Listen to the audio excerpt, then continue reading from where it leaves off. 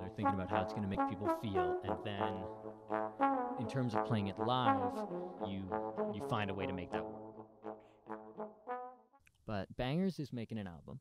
I play in a band called Bangerz Brass. It's a 10-piece hip-hop band with 2 MCs. Yeah. Did they drop the T-Dot on it? Yeah, we did. Okay, so it there's used to be no more T-Dot T-Dot. Bangerz. Now it's just Bangerz Brass. Because Bangerz is worldwide now.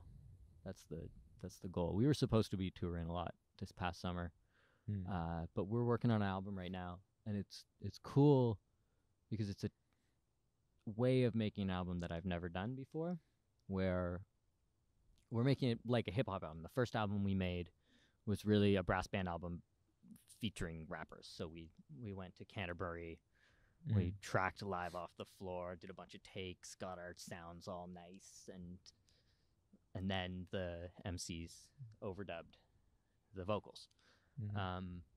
Whereas on this album, we're like going to the producer's studio in little groups because we can't get an 11-piece band together, obviously. Yeah. So it's partially out of necessity, but also this was the plan from the beginning, was to try to make an album more like this. So, we'll go maybe 2 or 3 people at a time, make a little section, and then just track. Usually it's in front of one mic, maybe an SM57 here, and then another 58 in the back of the room or something.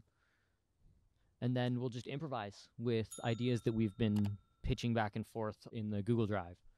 Right. And then we'll flesh them out, and he'll flip those. He'll listen through an hour's worth of tracking and find a sample and throw that in a beat, and then find another sample and then throw it in a beat.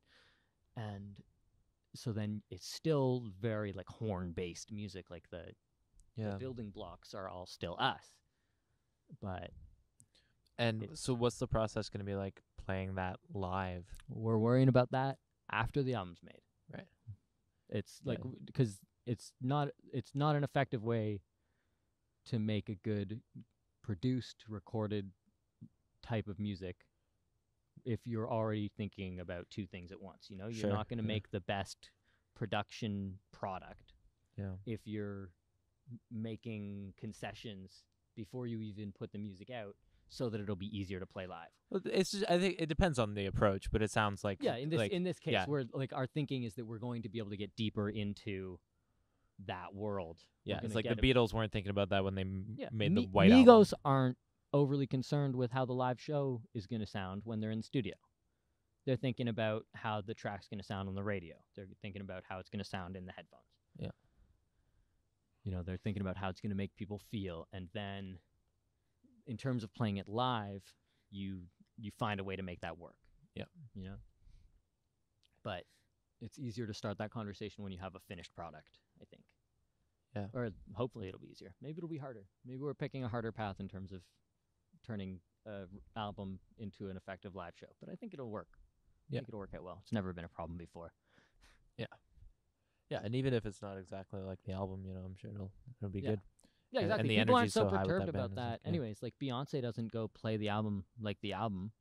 She brings a crazy band, and she's got MDs throwing out new arrangements every tour. Yeah. Whether or not she's got a new album. Yeah. Yeah, so I think it's going to be fine. I'm sure it will be. I have faith.